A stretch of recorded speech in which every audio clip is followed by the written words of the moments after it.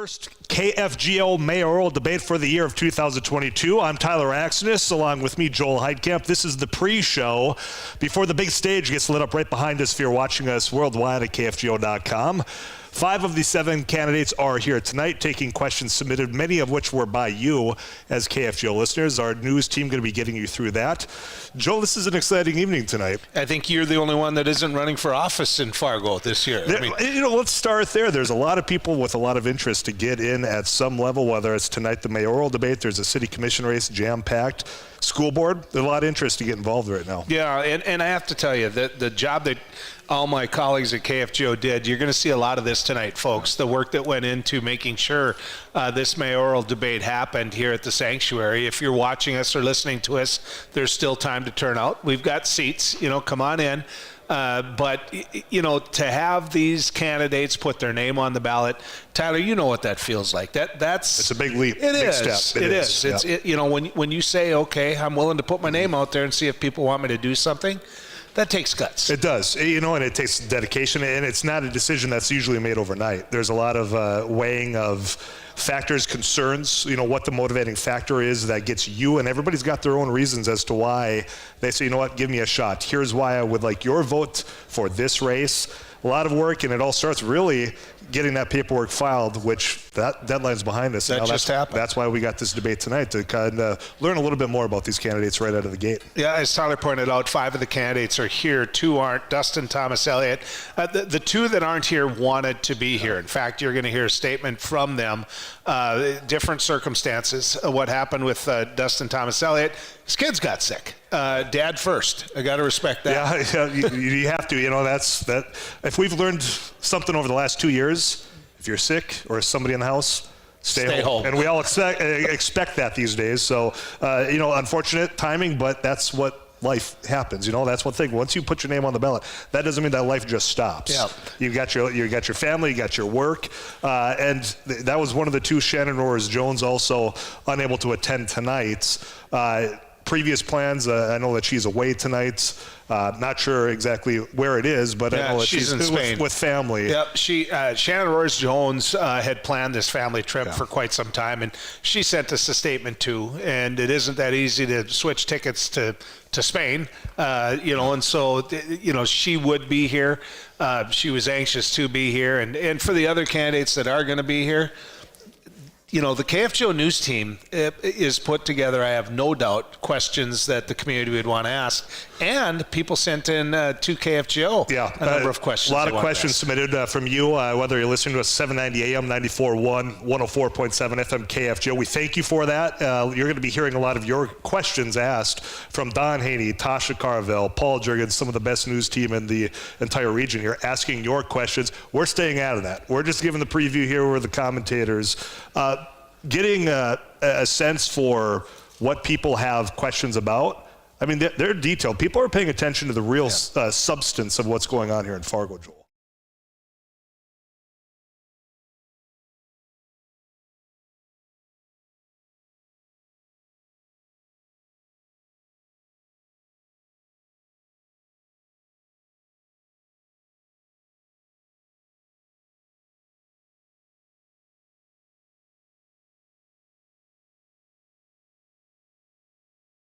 That's a real concern, and it's out of their control. It might not be out of the mayor's control. Yeah. So they're going to be asking that question. One thing that kept coming up on that.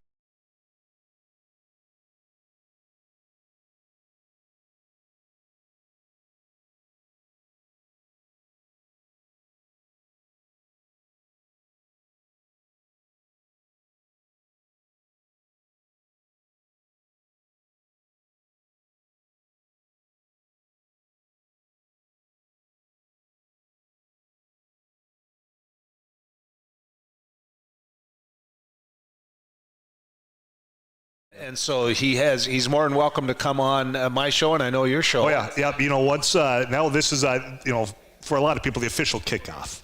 After that, these shoes are going to be running. People are going to be invited on. You're going to get a flavor to introduce these candidates to you. It's not going to be the last conversation a lot of these are having with you, though, here on KFGO. It is a short race, ladies and gentlemen, though. Yeah. I mean, you're sitting here looking at, what, a 2-month race? It's, 2 months. You know, I mean, wouldn't that have been nice back when you and I were running for I know, public because it office? feels like some of these races just never stop. Exactly. These local races. There aren't hardly any parades between now and election time. You got Memorial Day. I don't know how that works out. If you know me, I wasn't a parade guy. You know, that's one thing. Ed Schaefer, love you, but he really set the bar of you got to be at every parade, and that took everyone had to be there. I talked to him about that. I actually sat down with Ed Schaefer and said thanks a lot. You know, because setting that bar a little high. Because he did say, you know, he did set a tone, and it worked. And it worked, getting out to those parades. I'm sure you're going to see a lot of yard signs. You're going to see a lot of knocking on doors. You don't win races unless you do those types of things. No, you know, and what's so unique of this type of race, this mayoral race versus our legislative races that we've been a part of is, you've got this entire city now that is watching. The door knocking gets difficult because it's a growing city. That's going to be another topic that I'm sure is brought up of the growth. How do you maintain that? How do you afford that? So you got to do things like this to get out to where you've got a large audience, hopefully watching or listening here on KFGO, and get that message out. You know, it really starts just having the conversation, asking the tough questions, which I know that there's going to be a lot of those that have already been submitted tonight. But yeah, the yard signs, you know, those radio ads, those flyers are going to be the key to really getting that name out there. I remember being in elected office when things that we're talking about were Renaissance zones and TIFs and issues like that.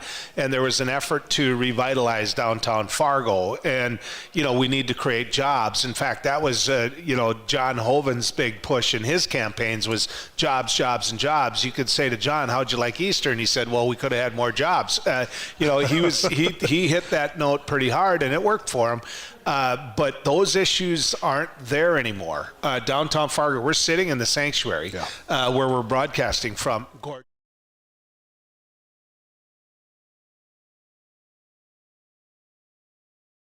And then you add into the fact that, you know, many of these candidates are looking at, as Tyler said, a long, narrow city. And so I'm sure one of the things that are going to be taught is, should this city continue to grow south or should it grow up? Well, and that has been a conversation. Now that we've got this diversion that is going to happen, you've got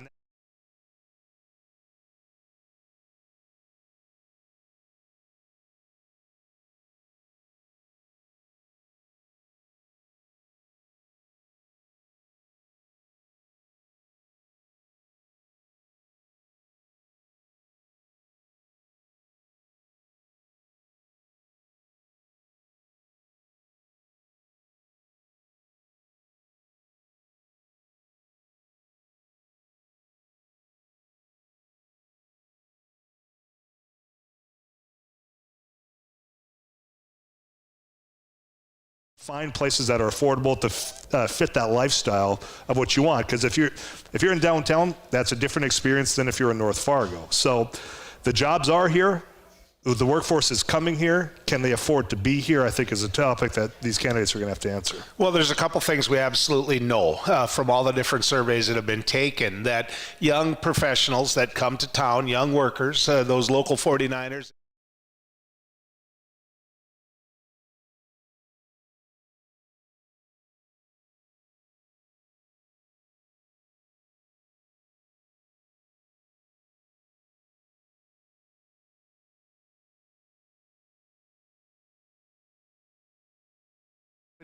they know now that they've got room for growth no matter where they go. Everyone across the country is looking for workers.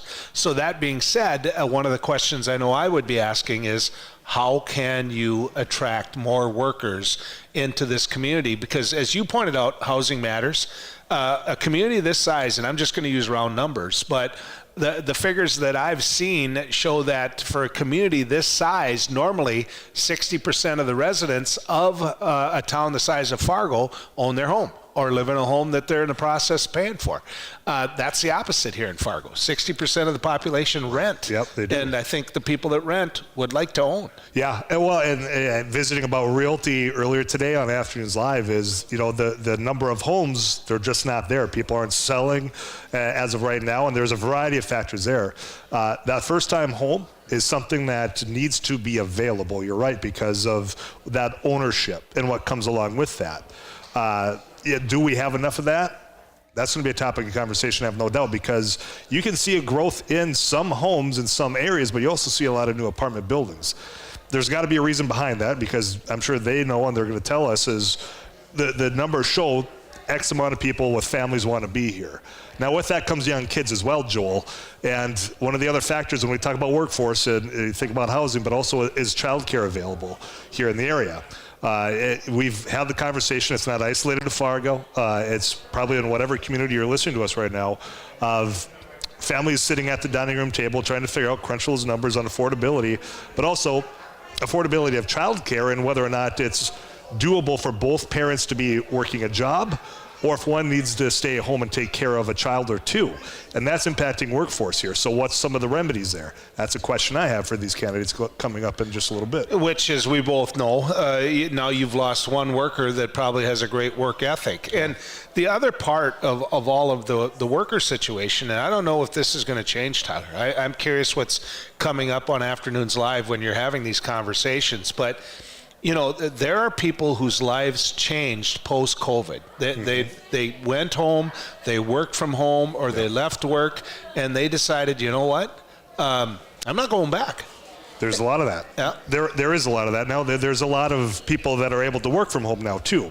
And what that changes as far as dynamics, because what I've heard, and I know people, just personal friends of mine, left this area to take a job for, pick any, whatever it might be. That's one of those big, headquartered out of California.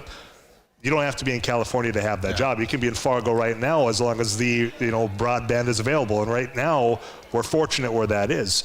So there's, yes, people that aren't working now, but there are people that are from here that I think are eager to get back here if there's a house available. All of that plays a factor in just the weird dynamics that 2020 to now has brought forward here. Yeah, and I just want to mention a couple of things about the candidates, Tyler, having visited with them, and I know you have as well. When Tim Mahoney, who's, that whole situation of whether or not he was termed out as mayor, right. And it was pointed out that he had actually resigned, and there was that time lapse in there between terms from going to deputy mayor to anyway, the circumstances ended up going and getting ruled on through the judicial system. Correct. And they came out just the way that Mayor Mahoney said, which is he's eligible to run again as mayor. He gets on the ballot. Mayor Mahoney, very popular mayor, somebody that everyone knows. That you say the name, they're going to know it. Oh, yeah. I didn't think that he would have as much competition, but some of the other people that threw their hat in, Arlette, Preston, she's definitely been around Fargo and a name that's known very well. And I look at other people that came in. I had the chance to visit with Sheri Fercho the right. other day on air. I heard. Yeah. And she comes with a passion on certain issues that hadn't been brought up. That's correct. And there's something great about elections where different issues come forward. Well, and you look at these other names, Hukun, Dabar are going to be here. Michael Borg, you talk. Everyone, as I was saying earlier, has their own reason why they got in this race. To the point where there are so many candidates, and it makes me wonder, at Fargo being one of, if not the only one, with the approval voting process we've got here, if that doesn't get those that might have hesitated that little extra push, because it's such a unique system of which we're going to be voting on mayor, on these commission races as well. To have 17 candidates come into a commission race, if that's what we finalize, and to have, what are we at, 7 for a mayor's debate? They all have their own reasons. I'm wondering if this new process played a role at all. Do you like it? I don't know enough about it, Joel. Yeah. I mean, the part of it is very intriguing to where, okay, well, yes, you can go down, and you have your, couple that you might not want to. Has it proved itself out yet? Not quite there for me yet. Okay, so I mean, I look at it, and both you and I are political strategists. We've been through a campaign or two, and if I were any one of these candidates and I was in a room that I knew I had supporters in, I'd be whispering in their ear, only vote for one. Just one. Please, yeah. Same thing on that city commission race with all those names on the ballot. But I don't think people are, certainly not everyone's going to do that. They're going to say, well, yeah, I like that one, and I like that one, and I like that one. And next thing you know, it's going to be that candidate that just gets the one vote that pushes it over the top. That's where I'll be curious throughout the course of this short campaign, as you bring up, that, okay, we're going to be hearing ads, you're going to be seeing those flyers, if anybody uses that strategy. If somebody has that on that flyer saying, just mark one. Just mark, pick a name here. Well, would you? It'd be a smart strategy. Absolutely. I mean, there's no question it'd be on there. If you support my campaign, just vote for me. I mean, that's the way to win. Probably listening down there. I hope so, anyway. Yeah, they should be listening to our strategy. You're listening, by the way, if you're listening on 790 AM, 94.1 or 104.7 FM, KFGO. This is the pre-show to the mayoral debate here on KFGO. That's going to be starting at 6:30. It's going to be taking place right behind us on stage if you're streaming us right now at KFGO.com. We're going to be stepping out of the way at 6:30. That's when you're going to hear Paul Juergens, Don Haney, Tasha Carvel, the news team, asking the candidates that were able to make it tonight some of your questions, and we do thank you for submitting those yet again here. One of the other things that I think gets in this mix, right or wrong, is school boards and school districts and what's happening where there's a cross. Is there enough communication between the city, the school? Your thoughts on that? I think the answer for most people is no. I think that most of the city commissioners that I've spoken to and interviewed through the years, have politely said a little bit off air, no, that they feel they get the blame for the higher property taxes and that people don't understand on the property taxes where the different money goes. In the end, when you look at people's property taxes in Fargo, it's still at that, it's less than that, 0.2. So but that doesn't, the two things about property taxes, we can talk about mills, right. Okay? But when you talk about evaluations, that changes. Those letters were getting sent out. And people are mad. Yeah. And they are really mad. And I want to float one by you, since we're talking political strategy. Okay. You've seen it, I've seen it. You drive down the road and you've got that beautiful old Camaro like Paul Juergens has, right? You qualify. That is a beautiful car. It's a car. He won't let me drive it. So you go down the road and you can see a Pioneer license plate on that, right? That license plate is a one and done. Paid for it. Right. This car has paid enough on licensing fees through the years. Pioneer plate, good. Thank you for keeping that car running all those years. What about these people whose houses, they raised 5 kids in that family. Harriet's lost her husband. She's hanging in that home because that is her home, but her evaluation just went up $70,000. Isn't there something, and I hope the candidates are listening to me here, that they can look at and put a criteria out there as a Pioneer home? Well, it's an interesting question because you brought up something earlier. You used the term Renaissance and a Renaissance zone. So I've got to imagine some sort of zoning or whatever you could potentially do.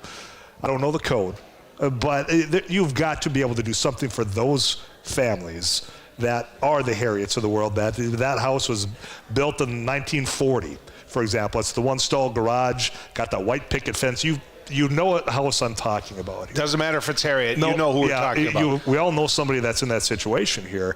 And at nothing, they may not have even touched the house in a couple of decades, but valuations go up. And with that could be that increased property tax. Well, their income is not increasing. Inflation's increasing everything else that this family's buying, whether that's food or what you're paying at the pump right now.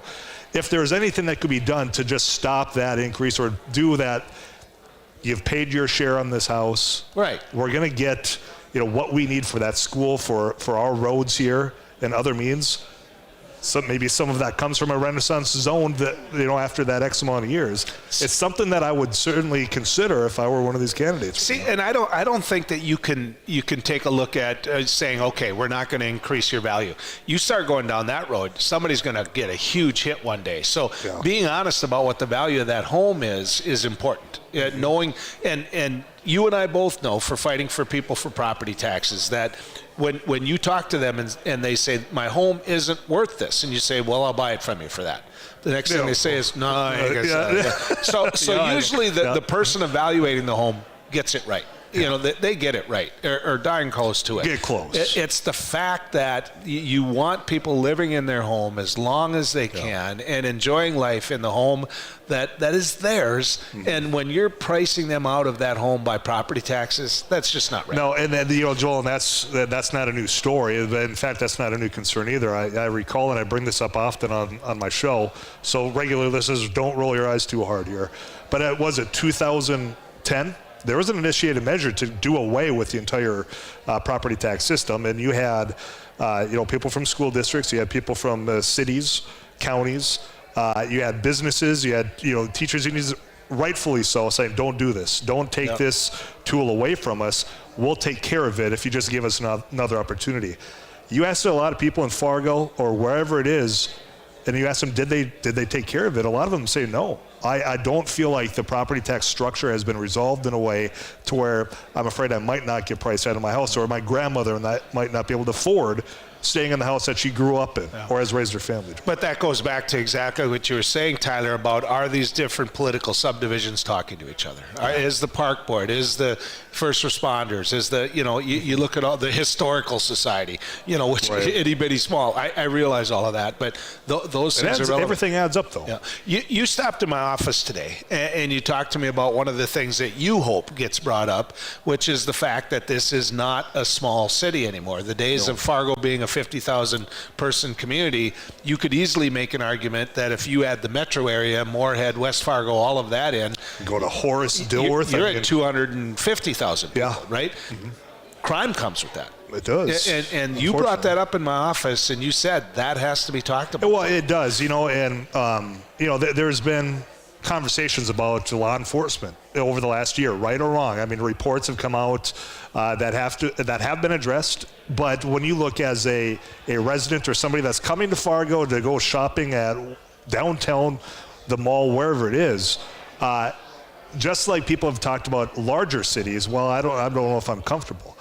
It's that creep of that mentality, that narrative's gotten out a little bit here about this metro area. I don't agree with it. I feel comfortable going wherever I want to go.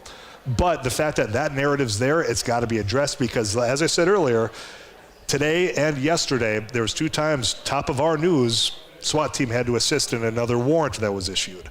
We've heard of more violent crimes. Now, does that to translate into the fact that there has always been that? We just didn't hear about it.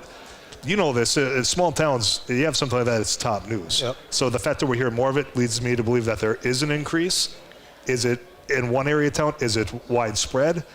Who's going to be the one that actually addresses that? I'm going to be listening for that tonight. Well, and one of the things I think that Fargo also is not immune to is the fact that it could add more people to its police force if there were people that wanted to be policemen and women in this community. And it isn't just this community. That's nationwide.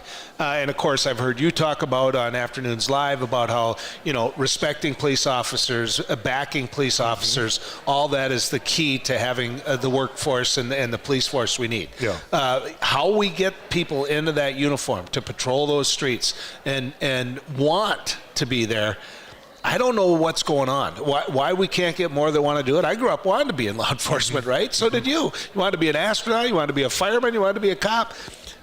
Where are they? How do we get them back on the police force? Well, and hearing some of, and having Chief Zabolski on, who's admitted that he's bringing a different approach to this department, and with that comes, choppy waters, so to speak. But giving him time is what he's asked for, and I do respect those that are. And the approach is that the hours, the amount of work we're expecting of them, because it's not just an 8 to 5. You've got those unusual hours. You're asked to do maybe just a little bit more in a time that's, quite frankly, a little bit more stressful. You were talking about COVID and how that changed our mindsets of what workforce looked like. It's not immune from creeping into law enforcement, to the fire department, to those first responders as well. So is it a type of benefit? Is it simply salary? I think there's more than just that paycheck that comes into the risks associated with this job. And there's been a conversation nationally here. And I've been very upfront on the show. I know you have on News and Views as well, of this whole slogan of defund the police. That creeped into the conversation, which was the most idiotic thing. Yeah. But there is that creep of that message out there. And if you're looking at wanting to join something that you don't know that the general public you're trying to protect and serve has your back, you're going to think twice about taking that job. Yeah. Another issue, and KFGO.com, I saw some of the questions that were sent in, and as Tyler mentioned, it's the KFGO News Team that's going to be asking those questions, but they did, I'm sure, get a chance to review the questions that came to KFGO.com.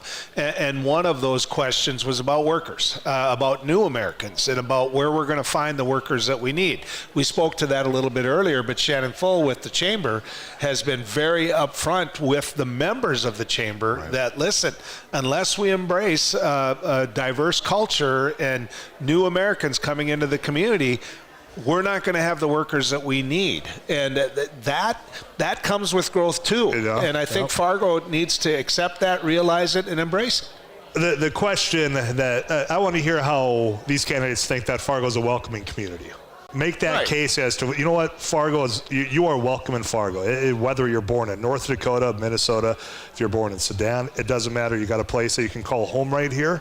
That's a topic of conversation that's gotten brought up while people do migrate. You know, am I welcome here as a newcomer? I do believe in Fargo that is the majority, that a lot of people are very welcoming. You know, they want to come in, and if you start a business, they're going to give you a shot. So if 10,000 Ukrainians tomorrow applied for a visa to come to Fargo, Fargo would embrace them? That's a question that we're going to find out the answer to and that is one of the questions mayoral. that need to find out. Yeah, because, you know, the face of the community is going to be who's elected mayor, and we're going to hear from 5 of them tonight. I do believe that the majority would say yes when it comes to Ukrainians coming over here saying yes, absolutely. You're watching daily, you're hearing it daily at KFGO and our CBS News update of the tragedy, the disaster that they're facing there. I think they would be welcome here. I think so too, but I think that at times like this, you know, through terror, through terrible things, sometimes opportunities exist too. And so bringing new Americans in, you know, no matter who they are, where they're from, what color they are, I think is something that Fargo's got to embrace, because there are businesses that at some point, Tyler, are going to say, look, I give up. This is where my growth is going to be. This is what I'm going to be. I know I could expand to this because people want the product, but I just can't get the work done. You know, that's a question that I had asked earlier on. When people are complaining, quite frankly, and I've been one of them, so I'm not trying to take a cheap shot here of, well, the hours of operation have been changed, or I can't do this. You know, we got kind of spoiled at times when it comes to our expectations of what businesses or services are able to be provided to us. If you don't have the workforce there to do it, you know, you're not going to get what you've been accustomed to. Are we going to find that new balance of what we should expect? Or if you open it up and you allow these people to come here, call it home, say, you know what, give me a shift, if the price is right, of course. Yeah. That balance is, I think, getting really reset right now as far as, you know, what we're expecting and what can be provided. That's one thing when we talk about diversity. I know we're going to be kicking it down to the news team here and Amy Eiler to actually get this show started here. When I look at the list of candidates when we talk about diversity of people wanting jobs, I'm seeing that in this list right here, Joel. And I mentioned earlier the fact that you've got a diverse group of candidates, people that bring a lot of different ideas to the table. I don't mean to single out any one candidate, but I have to tell you, I really enjoyed the conversation I had with Sheri Fercho. She's going to bring up a lot of that tonight. Trees, the beauty of Fargo. Very good. You know, I'm excited. We're going to be kicking off here in about 30 seconds, kicking it on down to Amy Eiler. Part of that It Takes Two duo is going to be getting everything set up. Joel Heitkamp, I'm Tyler Axis. This has been the pre-show to the first mayoral debate here in Fargo. I appreciate you listening to KFGO. I'm going to kick it on down to Amy Eiler, part of It Takes Two right now. Thanks to Joel and Tyler, and good evening. Welcome to KFGO's 2022 Fargo Mayoral Debate. I'm Amy Eiler, and on behalf of everyone at KFGO, thank you for being here. Thank you to our live audience who is joining us here at the Sanctuary Event Center tonight, those who are watching our stream at KFGO.com, and of course our listening audience at 790 AM, 94.1 and 104.7 FM. Tonight's debate is the first opportunity Fargo residents have to hear from the mayoral candidates. And prior to tonight's debate, residents were encouraged to submit questions at KFGO.com. The news team will be asking the questions and have taken all submitted questions at kfgo.com into consideration. Here with us tonight on our panel is our KFGO News Team. First up, right here to my left, our veteran news director, Paul Juergens. Also in the middle, our newest member of our team, Tasha Carvel. And on the very far left here, longtime news reporter, Don Haney. Now, the Fargo Mayoral candidates with us tonight: Hukun Dabar, Michael Borghi, Arlette Preston, Sheri Fercho, and Tim Mahoney. This will be a 90-minute debate with no commercial breaks and no political advertising. Before tonight's debate, we held a random drawing of each candidate's name. The drawing determined the order of opening and closing statements. They are seated from left to right, beginning to end. There will be 1-minute opening statements by each candidate. Each candidate will have 2 minutes to answer each question and 2-minute closing statements. If after every candidate has answered a question and there's a candidate who feels the need to rebut a point, you can raise your hand and you'll have 60 seconds for a rebuttal. I will hold up a sign when you have 30 seconds. I'll hold up my hand when your time is finished. Please wrap up your point as soon as you can.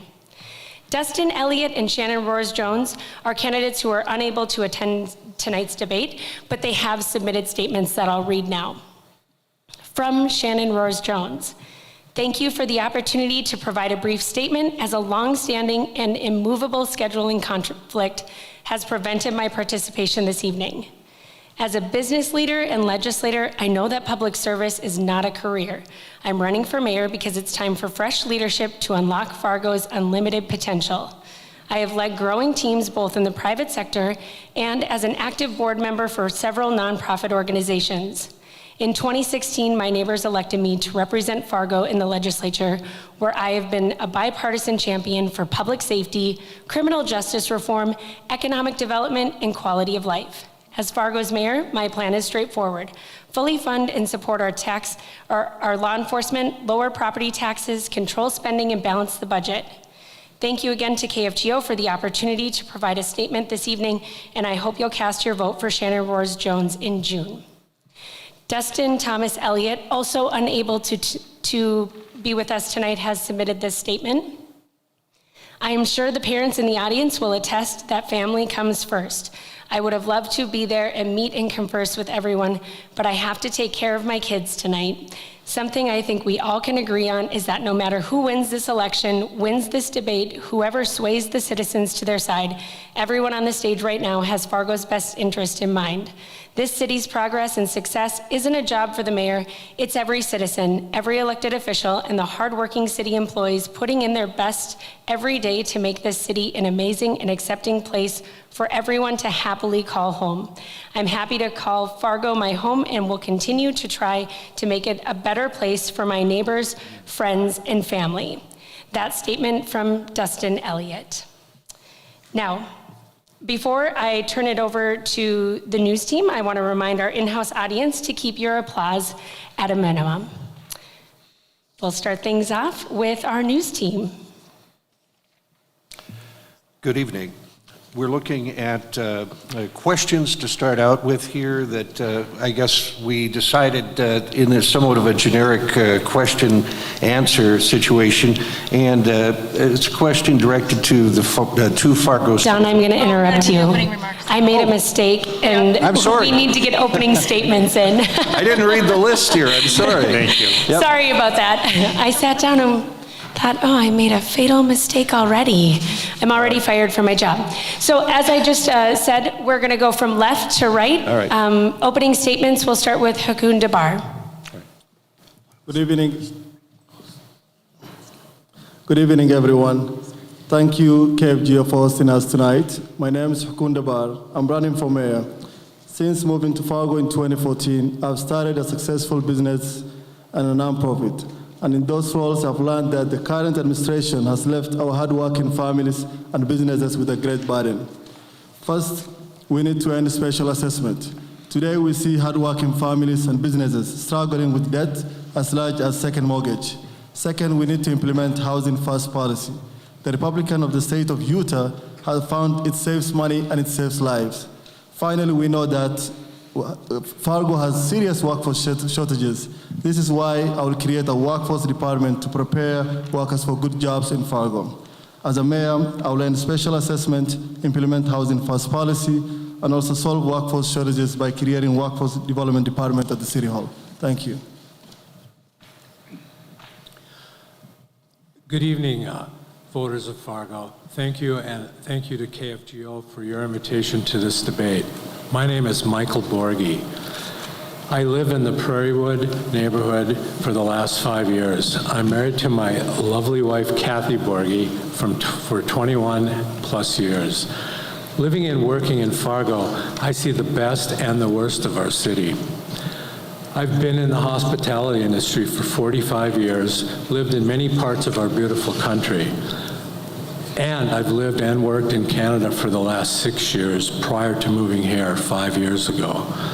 What I will bring to the mayor's office is the ability to work and find a common goal to do what is in the best interest of the citizens of Fargo. And again, I thank you for the opportunity for this debate. Good evening. Is this about right? All right. Good evening. My name is Arlette Preston, and like so many residents here in Fargo, I came to Fargo to go to school. I graduated from St. Luke's School of Nursing and then went back for a bachelor's degree in nursing from Moorhead State. Following that, I attended Texas Women's University down in Denton, Texas, obtained a master's degree in community health nursing. After working at AmeriCare, which is now Sanford, for 21 years, I left to start a business. I owned and operated an in-home service for the elderly, and during that time managed up to 100 staff and managed the budgets that go along with that. I served in the Fargo City Commission from 1992 to 2000, and following that, served on the Fargo Board of Education for 4 years. I was recently re-elected to the City Commission in 2020 and currently have the Health Department and Planning and Development in my portfolio. I look forward to sharing my vision as the evening proceeds, so thank you. Good evening. Is it on? Yeah. Okay. Good evening. My name is Sheri Fercho. First, I want to thank God for this opportunity to be a candidate for Fargo Mayor.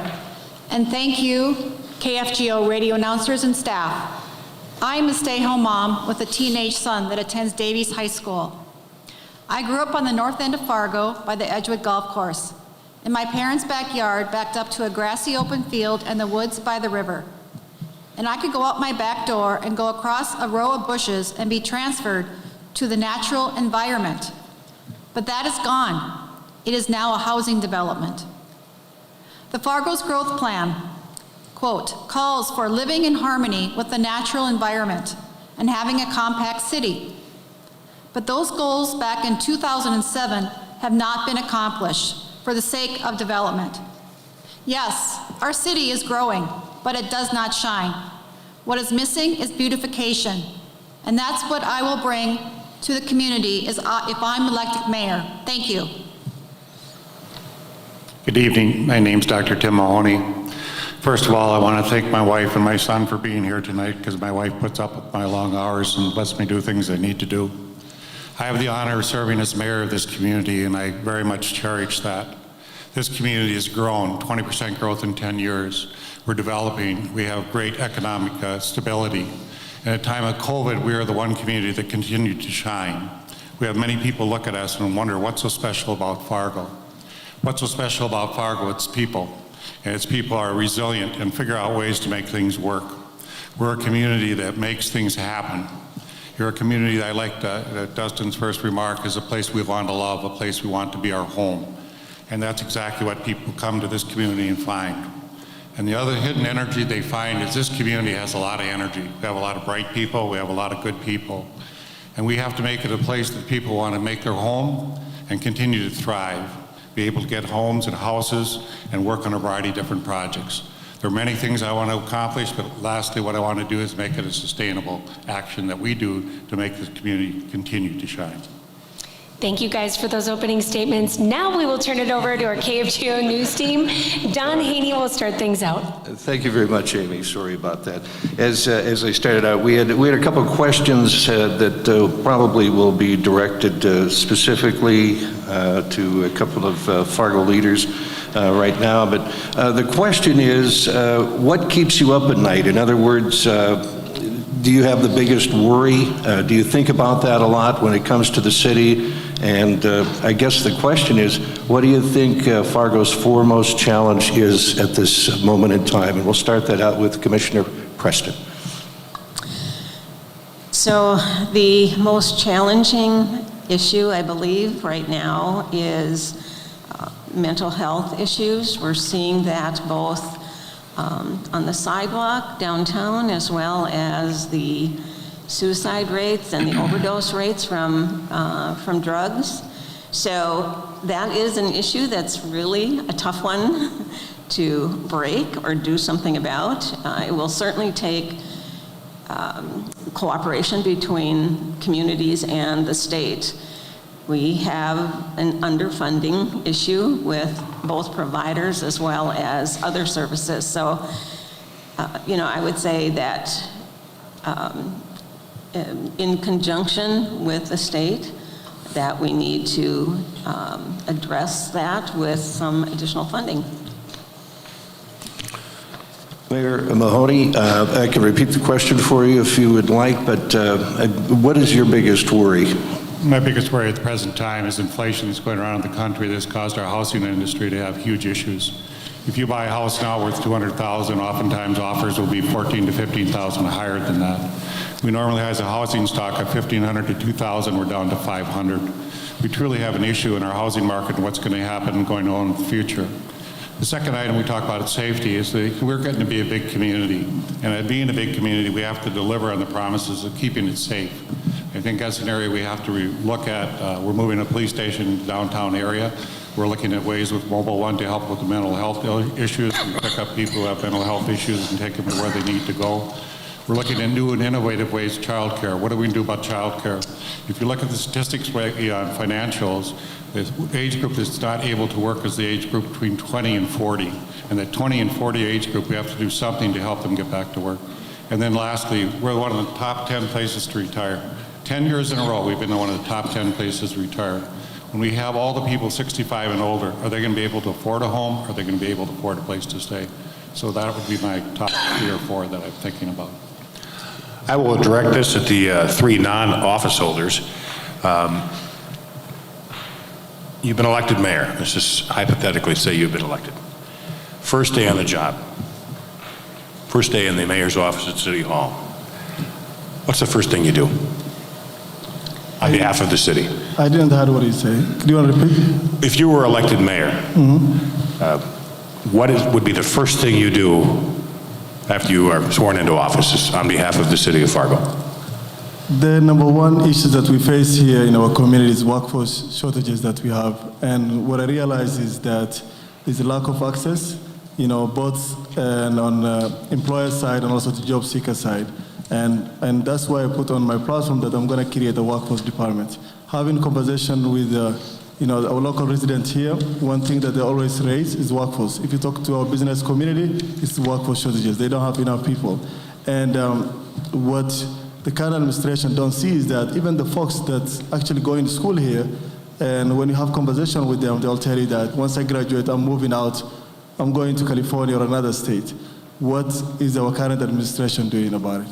Because our opportunities are not visible. So it has to, it's not visible, it has to be visible. We need to share the opportunity we have available. And also the other thing is, if we can't retain the ones who are going to school here and graduating, what do you think about the one who don't speak English, right? So it's gonna be very hard. So workforce issues is number one. That's why I'm gonna create a workforce department that can help reduce that workforce shortages we have in our community.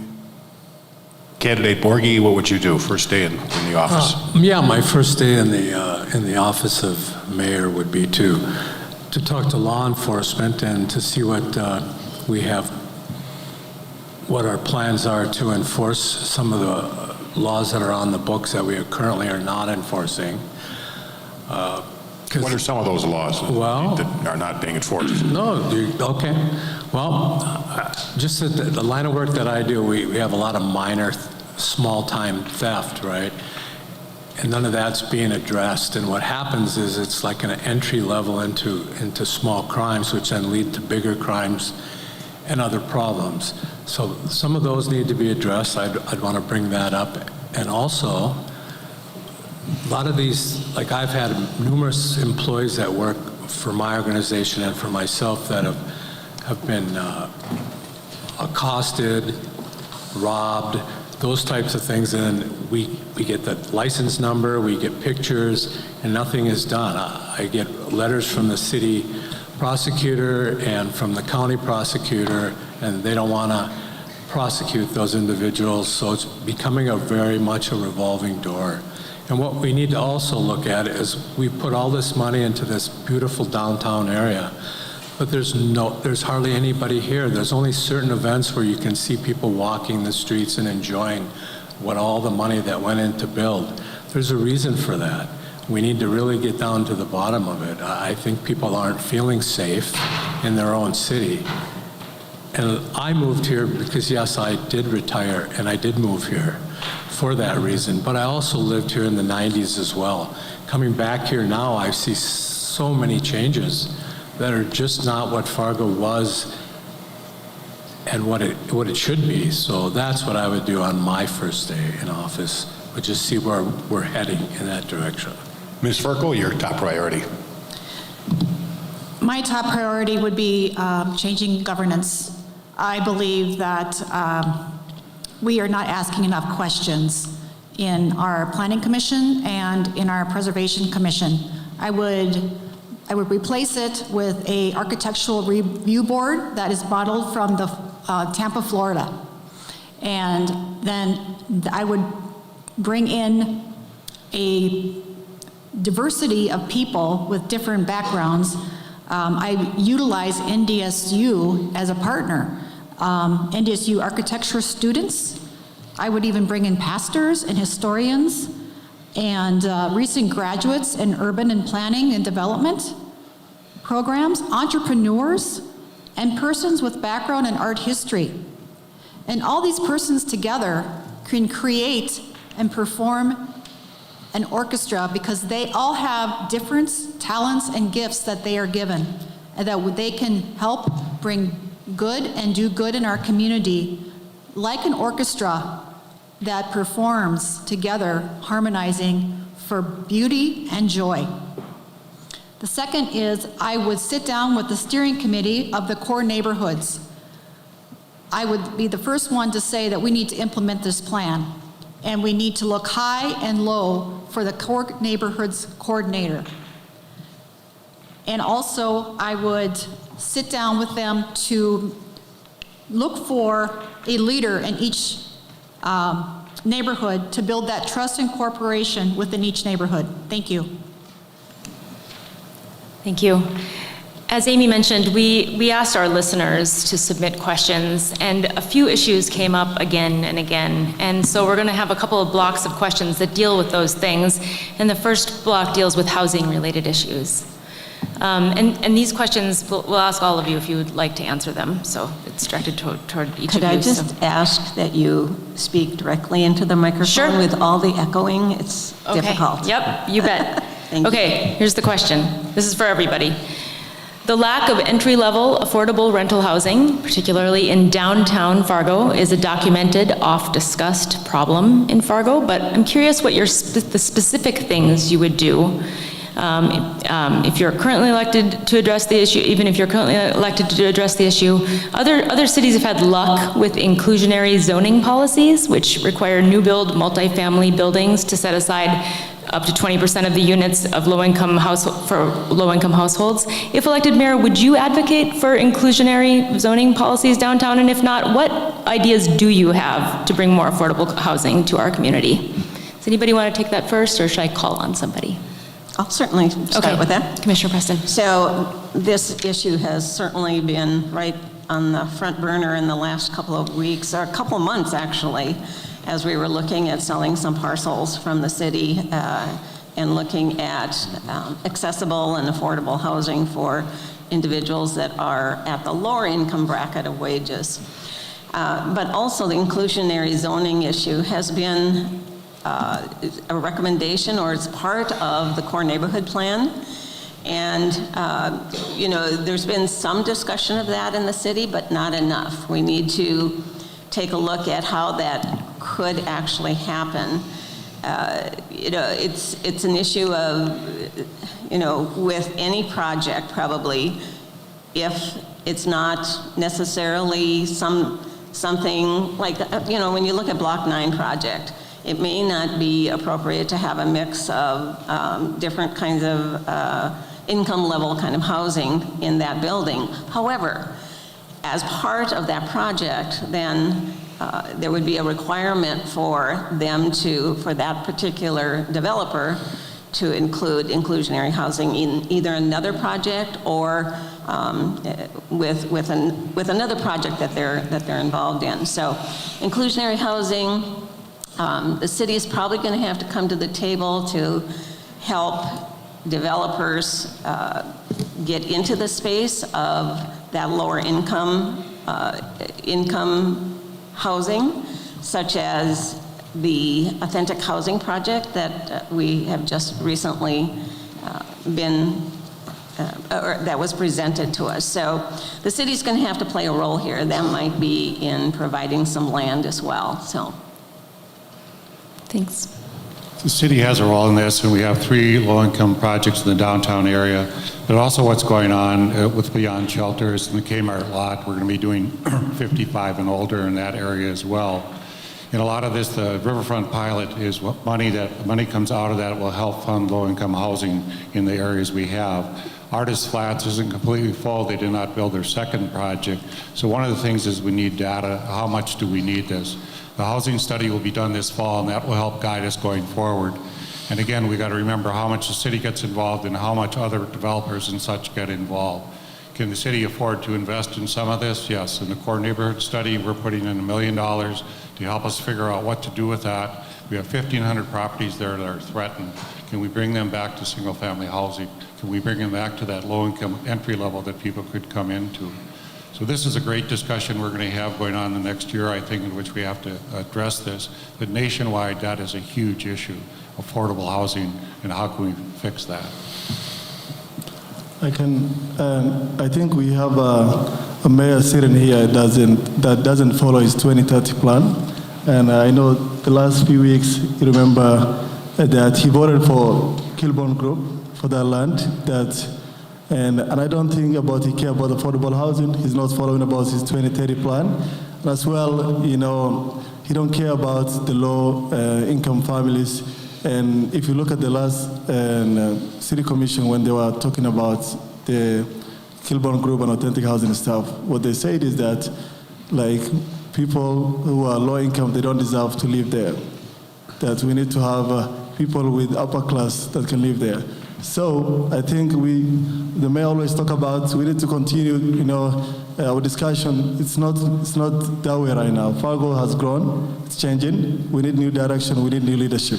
And that's why you see in my platform, I'm gonna implement in the housing first policy that's gonna save also the city money. As well, you know, if you look at there was a forum article that was out, we need to build more affordable housing. He don't want to hear he don't want to implement it. He's on the pocket for the few, you know, individuals like the big developers. And that is why he don't deserve to be given this opportunity. We have given him opportunity for how many times, and he don't care about it. So we need change, and we need new leadership in the city hall. And that's why I'm running. That is an issue that I think is just, you know, it kind of, you have to kind of look at it from an outside view and look at inside what these people are going through. These are our unsheltered brothers and sisters, and I think our city, it's not just the city's problem, but it's our whole city's problem. And Mayor Breed said that it's not just a local funding issue. We have to look at other sources of funding. We need to look at the federal resources that are available. And you know, we can come up with creative ideas. I think I think we have to sometimes just kind of stop and think and just maybe understand what they're going through. And we need to listen and, don't jump to conclusions. And sometimes the answer just comes without us even knowing. And we don't have to have all the answers, but we can at least start the process and understand what they're going through. Thank you. Mr. Burry, before you answer, I've been reminded that it's radio, and so not everybody can hear you, can see you, and so if you could please identify yourselves before you speak, just say this is, sorry, appreciate that. Michael Borghi. Looking at the low-income housing, like all over the city, there's quite a few older apartment complexes and buildings, and at least in the area where I travel through. A lot of them are vacant, no one's renting them, so there's lots of opportunity out there to bring in young entrepreneurs to remodel these and get some tax increment dollars. I know that the city is always giving those types of deals to people who can actually afford to pay their taxes, but they give them a break on the building. They build a big piece of property because they think it's going to be a good idea and there's going to be lots of jobs available, but there is really no people to fill those jobs. So if we take a look at our housing and putting that as our priority, and looking at that tax increment thing where we can help maybe the new Americans or some real young entrepreneurs that want to try something to curb this problem, maybe help those individuals out opposed to somebody who is a little bit better off or has a little bit more money. So that would be something that I would be looking at trying to implement and get more people involved in it. I don't have the answers. The answers that I have are pretty basic. I get up every day, I go to work, I do my job, I pay my bills, I do the best I can. I give people things when I can afford to do that. And I think we can, if we all come together as a group, we can cure this problem. And it's a big problem, but it can get better. Thank you. Okay, another one that I guess the arguments and discussion about this has went on forever, I guess, but there's a lot of discussion, and we get calls, and particularly prior to our event here tonight, we get several calls even into the newsroom. It comes on Joel Heitkamp's show, and it's about property taxes and what's happening out there. I had a call yesterday, and it really came home. It was a story of a couple. They're in their 80s. They're still healthy. They want to have a good life, but they had a significant property tax increase. It was due to a higher value assessment. They may not be able to stay in their home, and we've heard that story before, but their property taxes went up $3,400 in 1 year, and I don't know if there's an easy, I doubt if anybody has the answer truly to this, but what could the city of Fargo do to help eliminate that burden? And we'll start out with you, Mayor Mahoney. Well, you give me the tough question right away. Okay. Property values in the city of Fargo have risen on an average of 5% a year. So if you invest in a home, you basically will get a 5% return as you go along. The state has a rule that we have to be within 90% of the value of the home. And what happened this year is, values have gone up because it's hard to find property right now. In my time in commission, I've dropped the property tax mill levy by 10%. So one time we jumped 14% as far as property values, and we dropped 2 mills. So what we try to do is decrease the mill levy as we can to help the property owners pay a less tax.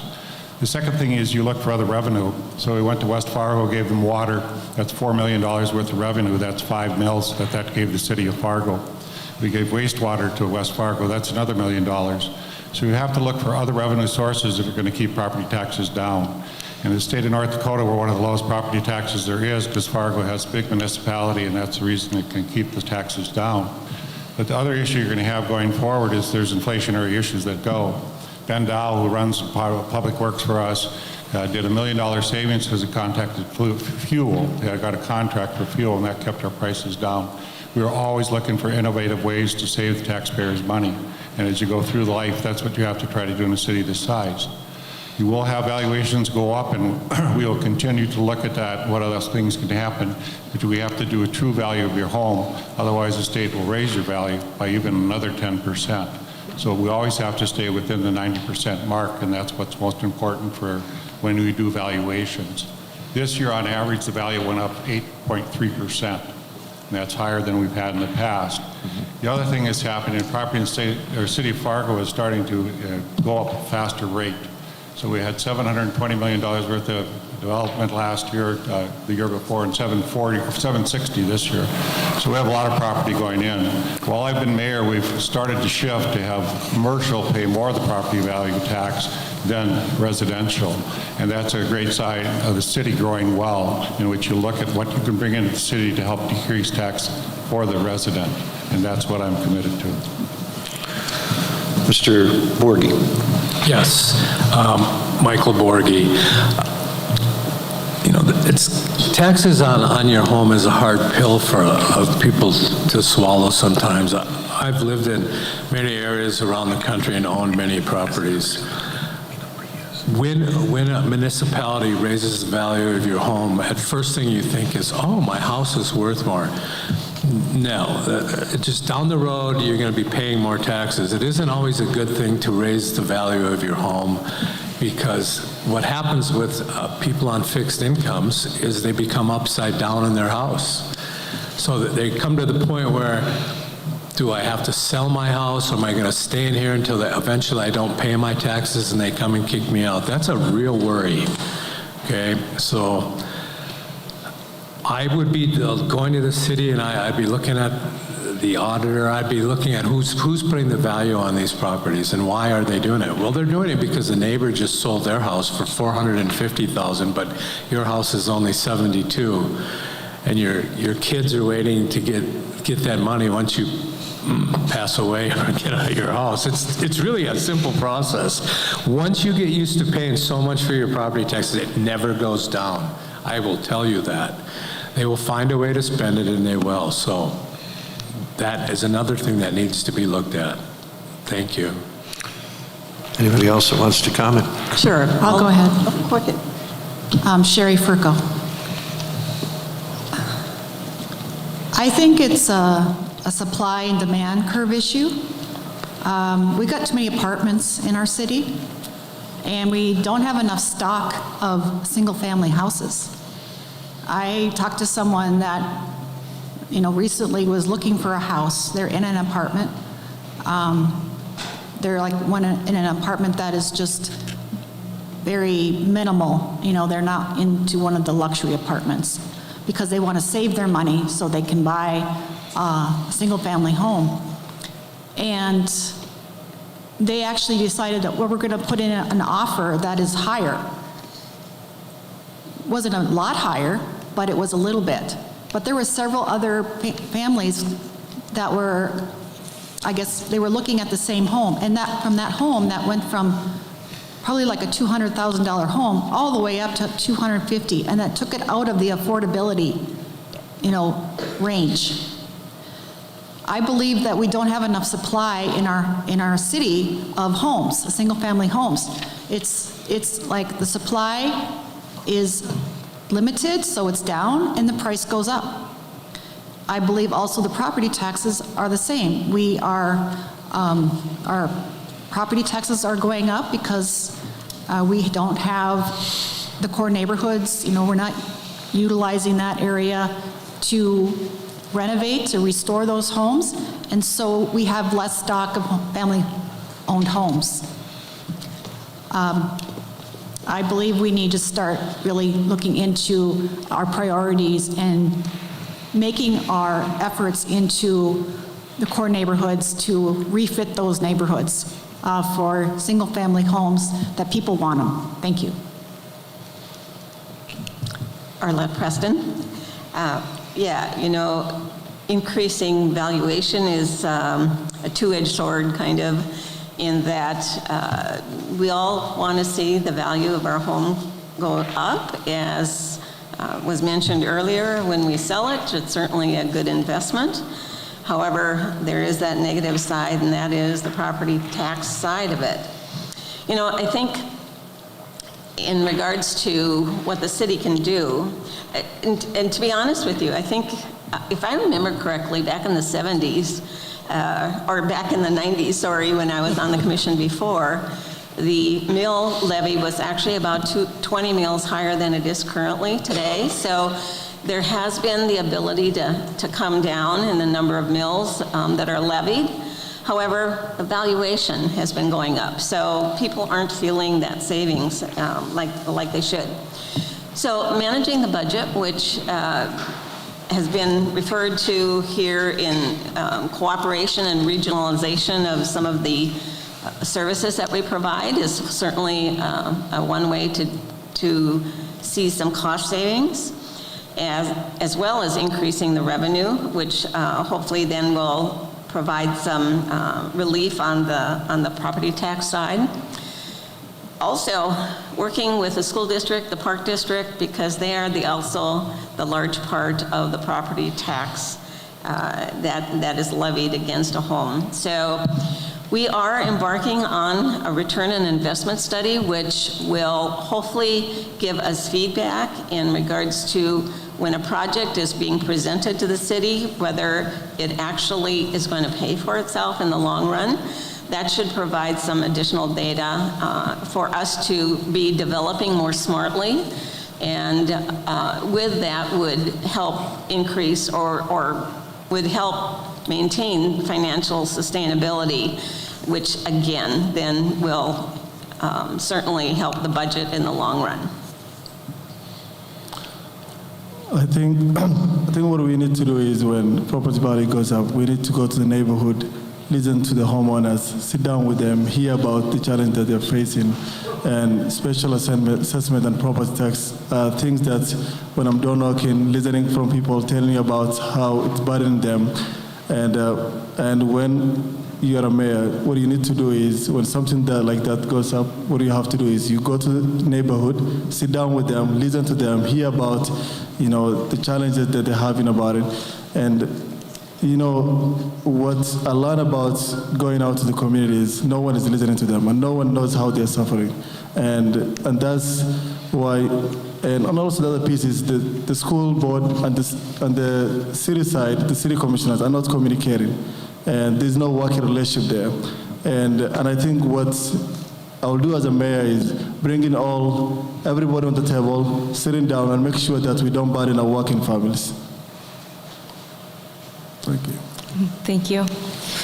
So another area that a lot of our listeners submitted questions about was the city's workforce shortage, which has already come up a couple of times. So this set of questions will tackle those issues. I'll direct this to all the candidates here, and we'll just decide who wants to start first. We're all aware that there are a number of job openings in the private sector, from restaurants to whatever it may be, retail stores. The last time I checked, there were 20 full-time positions open in city government, and that was a couple of weeks ago, and they are relatively well-paying jobs, quite well-paying jobs in many cases, $57,000 to $80,000 a year. My understanding is that the city is having difficulty attracting good qualified candidates. Some require CDLs, commercial driver's licenses. Are the hiring requirements, and I will admit that I don't know all the requirements, but I know drug testing is a requirement. Are any of the requirements too rigid? And I will just mention, I had an experience just a few weeks ago at a large retailer where the manager told me, I was asking about the shortage of employees, and he said, well, we had 13 applicants that we were prepared to hire. They all failed the drug test. Does the city government, the requiring drug testing, is it something that in this day and age should be looked at as perhaps waiving that regulation unless you're driving or using heavy equipment? I'll start with Mayor Mahoney. guys want to pick on me all the time here.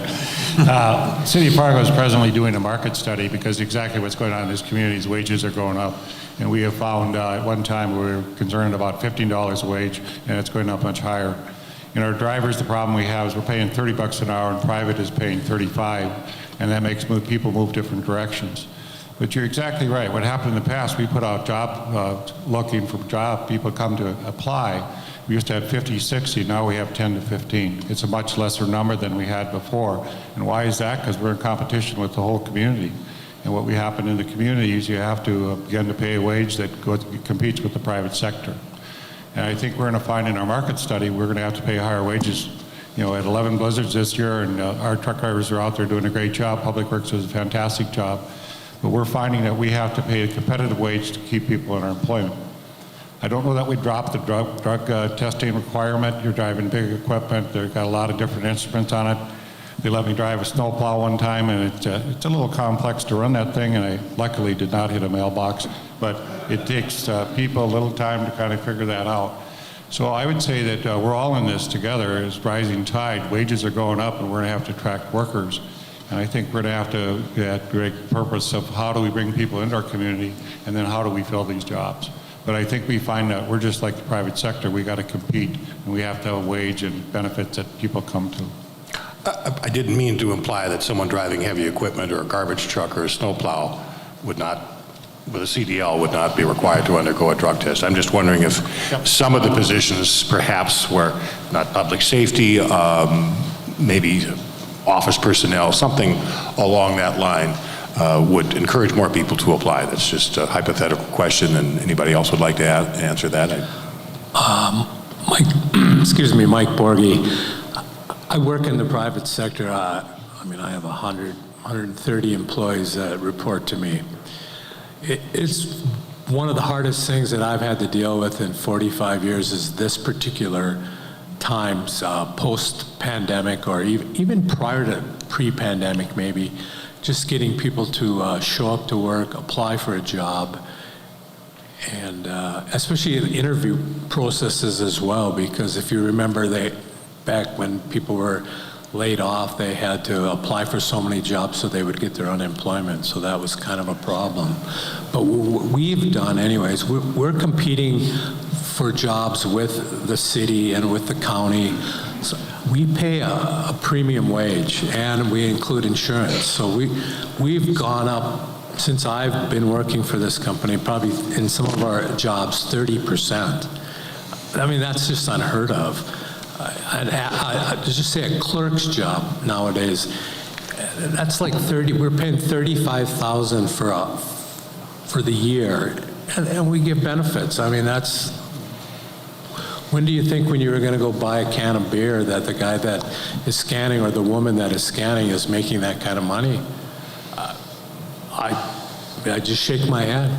But that's what we need to get people into these positions. You have to go after whatever you need. And the city, it's a hard deal. They have to, I think the drug testing has to stay on. It's important in those positions, not so much in the positions that I hire for. That's a little different deal, but like the mayor says, you can't have people driving heavy equipment that may not have all their faculties there. Thank you. I can add on the CDL side. Now, I have helped almost 80 individuals to get the CDL, the commercial driver license, and in partnership with an organization called Met Inc. And there's so many people that need to get the license, but the CDL license. But the problem is, it's not affordable. It costs like $5,000, $6,000 to get trained, you know. And this is something that I've worked on, and this is something that is my expertise, making sure that connects individuals on, and get trained. The ones who get CDL license, connect them to resources, and the ones who want to go training for forklift or welding, connect them with NDSCS. Something I've done, and I think as a mayor, that's why on my platform I have a workforce department that will work with our local universities here and also the employers as well to make sure that, and the job seekers too, to create that access. There's no central point right now that can help connect with the job seekers and the employers as well. We have one, but it's not broadened. Just like right now how the administration functions, like they're behind. They're not growing with the community. And that's why we need to have a department that help the job seekers, that help also employers to reduce the workforce shortages, and also help individual who's looking to gain skills and sponsor them and help them connect to the right place that they can get there. Anybody else? Mr. Commissioner Jones, Preston? could you repeat the question and speak right into the Yes. microphone? The city, as you know, as a sitting commissioner, has a number of job openings, and again, at least nearly 24 the last time I looked at the website. And I'm just curious as to whether some of the regulations for hiring could be relaxed. And my question was in some less non-public safety, snowplow, that type of thing where heavy equipment is used, would the elimination of drug testing be something you would consider to attract more employees? I apologize with the echoing in here. I'm having difficulty hearing. But so in regards to, the workforce shortage issue and what we're struggling with in the entire city, we definitely have to be competitive. And the way we can be competitive is by ensuring that we have accessible housing and affordable housing. So in order to attract new residents to fill some of the positions that we have open, housing has to be part of that equation. Affordable childcare, access to childcare must be a part of it as well. And we need to be an open, welcoming community, so anybody who wants to live here feels welcome. So the whole workforce shortage issue and how it impacts the city, yes, we are doing a market study, and I'm assuming we'll probably have to adjust our wages because of that. We need to be competitive with the private sector, and the benefits that the city has is great, but we also need to be competitive with wages. So, I have a follow-up. The problem right now here is the city that cannot retain their workers. If you look at the police, if you look at the planning department, the turnover, and do you think they're going to help the employers that having shortages of workforce? They can't. This is my field. This is where I've worked on, put people to good paying jobs.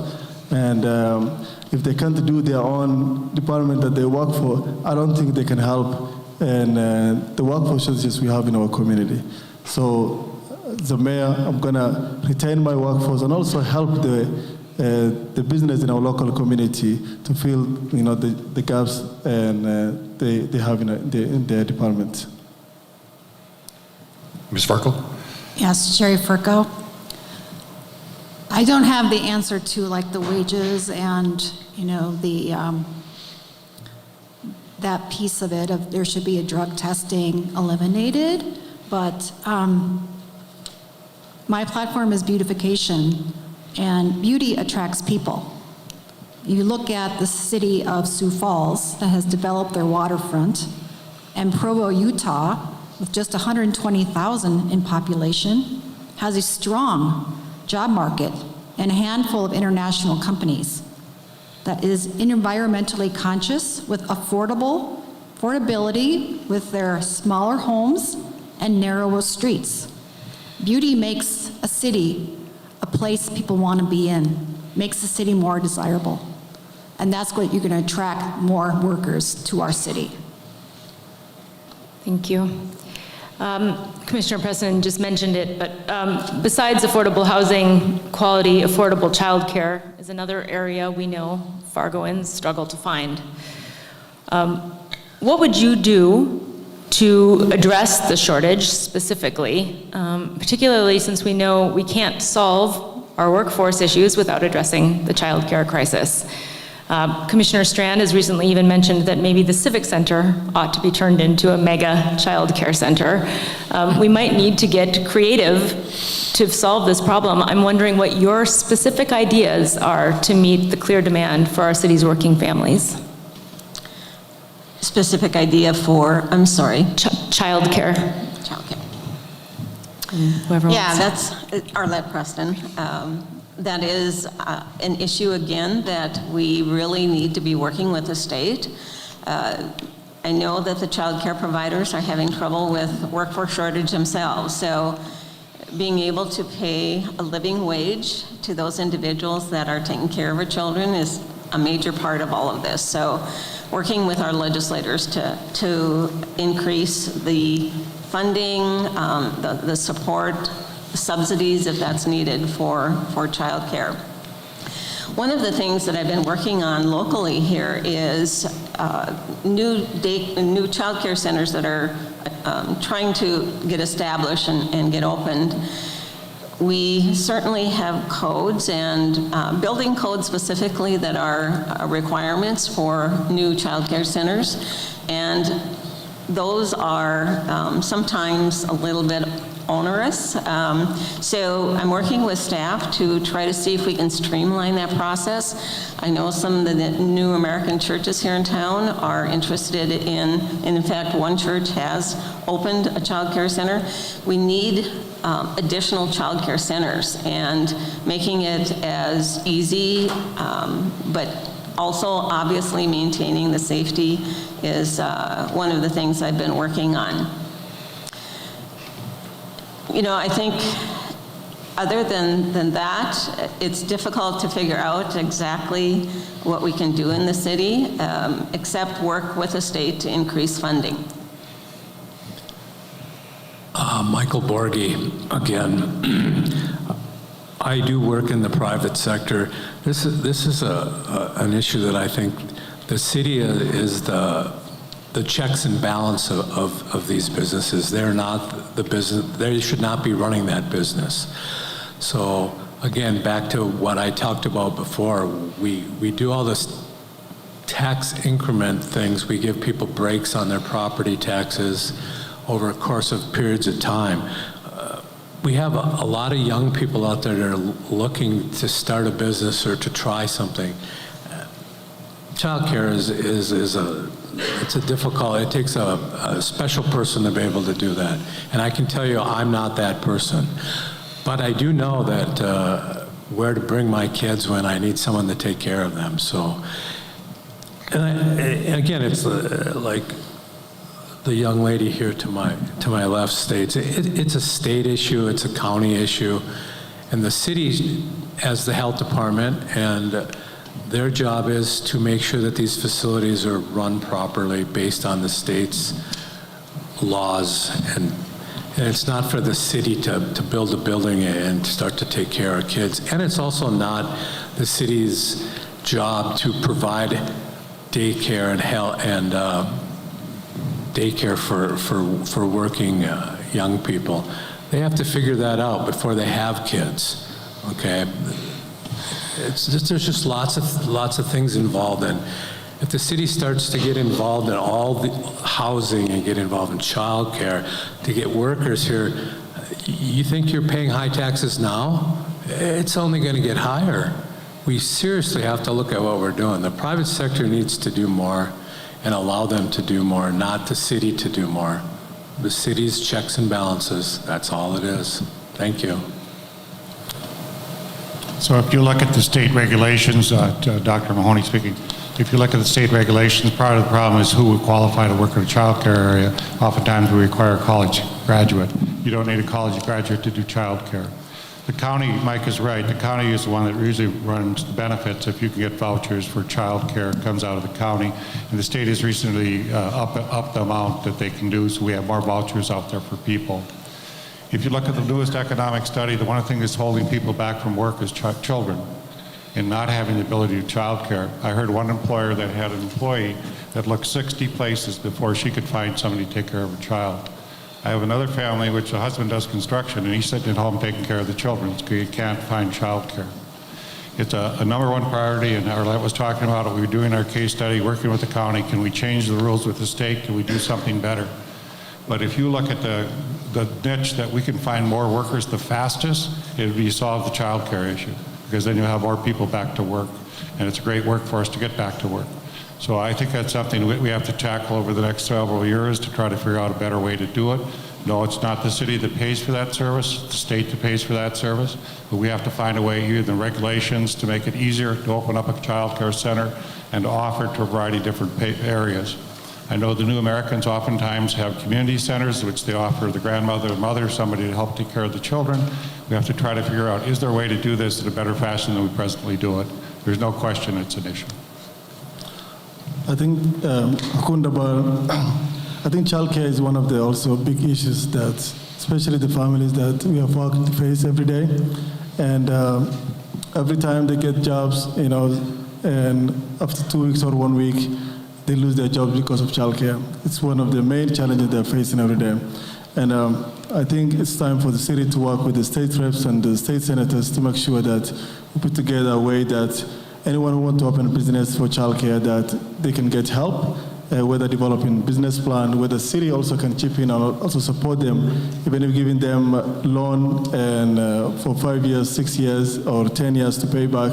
But at least we need to encourage folks to open more childcare also to help and individuals who want to go to work and to do that, because it's affecting every family. And sometimes, you know, it's like it can also split families. Basically, you know, dad will work nighttime and mom will work, you know, daytime, and that's also encouraging family separation. And I think as a city, we need to have priority on that and support families, and also anybody who wants to open business, help them, give them resources, give them loans, connect them with the state resources, and see how we can solve this issue. Thank you. Okay, a third section, sort of policy-specific section, and then we'll have some just sort of rapid-fire questions. The last section is sort of focused on public safety and also some behavioral health. Okay, my turn, I guess. The biggest public safety threat facing Fargo. Times are changing. It seems like I've dealt with law enforcement through my job for many years, and they even say things have sure changed, and I guess it's nothing different than many other communities. But I guess that is the question, and this was one of many, as we said, was one of the many listener submitted questions focusing on, and that is, what is the biggest public safety threat right now that you feel there is? Can you repeat that question? It's hard to hear you. Yeah, I didn't hear that. Hard to hear. You can't hear. Should I get back You're in there? mumbling like a surgeon. Sorry about that. Yeah. Okay, Tim. Again, the question is, what is the biggest public safety threat facing Fargo right now? And we'll offer that question first to Mr. Dabar. I'll put it this, you know, I'm having conversation with, you know, with the local residents, and because I have to go what I'm hearing from our community, and it's about workforce. What I always hear is workforce, workforce, workforce, and I did not had any issues about, you know, public safety side. If you want to improve on the safety side, we need to improve on the workforce side. And so basically, people are working, you know, will not have any issues on the public safety side. So what I always hear when I talking to individuals, friends, and all that, issues they always raise, it's workforce, and that's always what come up.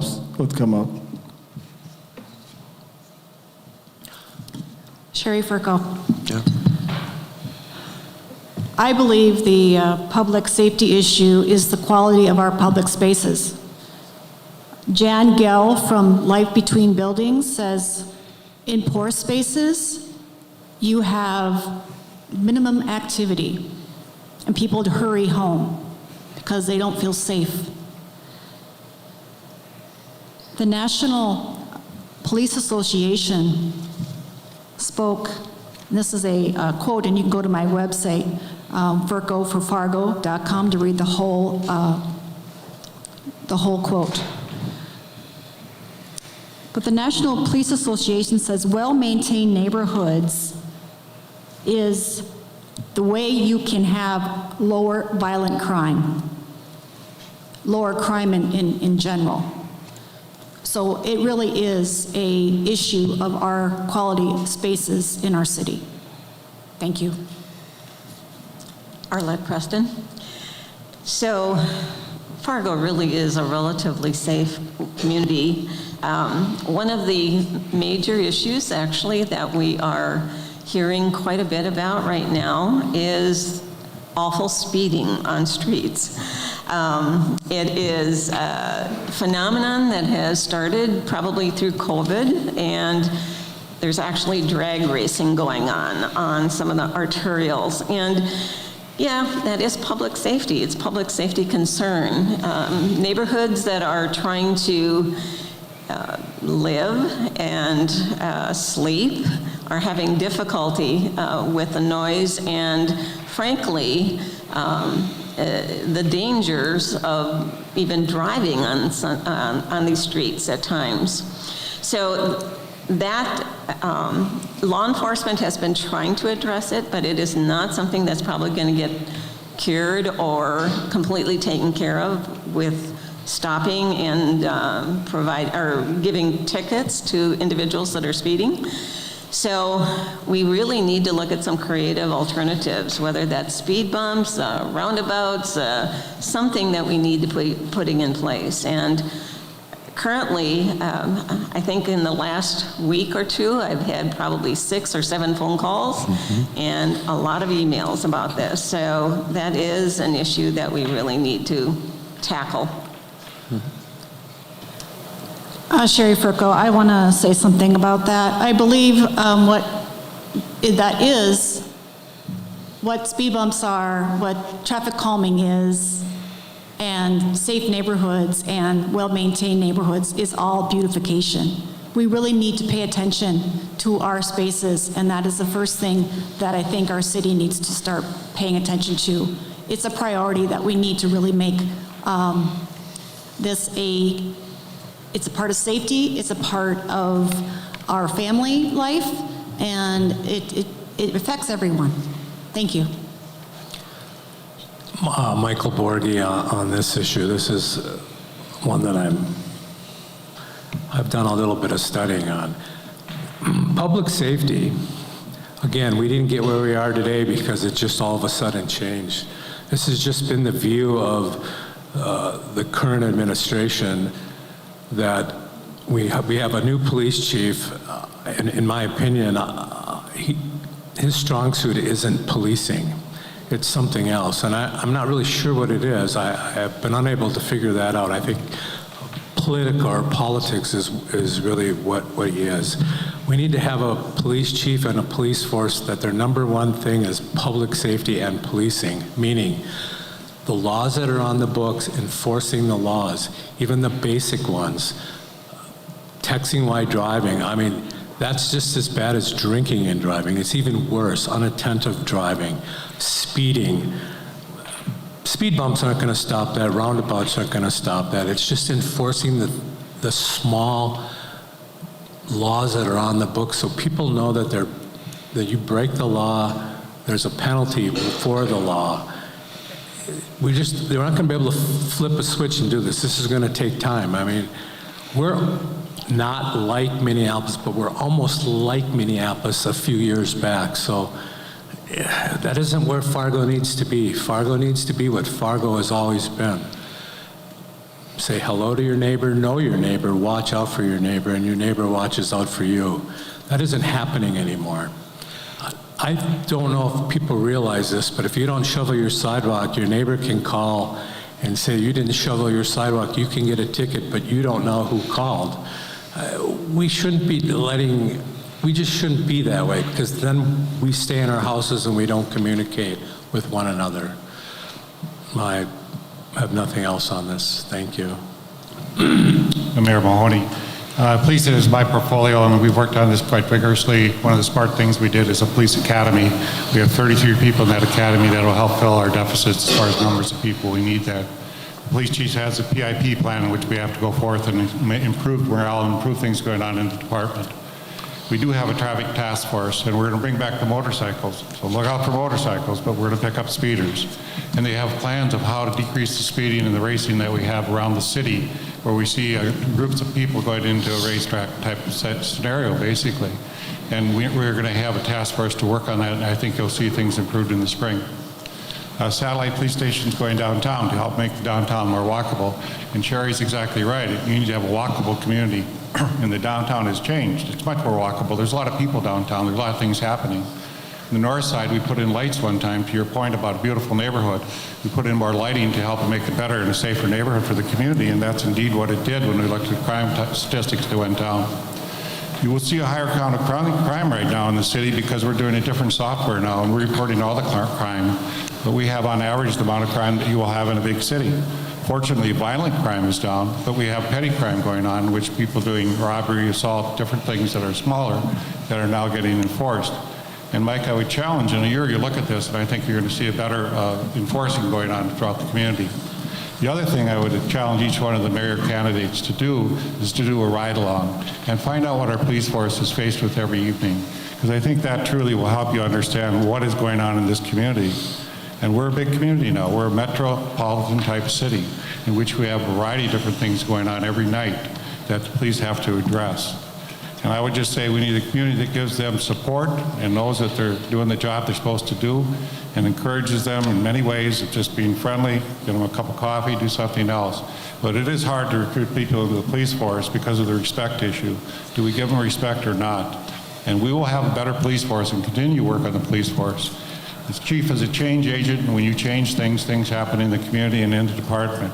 But now when they do a sign-off every week, they talk about what things they did right. How do I catch an officer doing the right thing? A lady got stuck in the snow. The officer couldn't get her out. She couldn't afford a towing.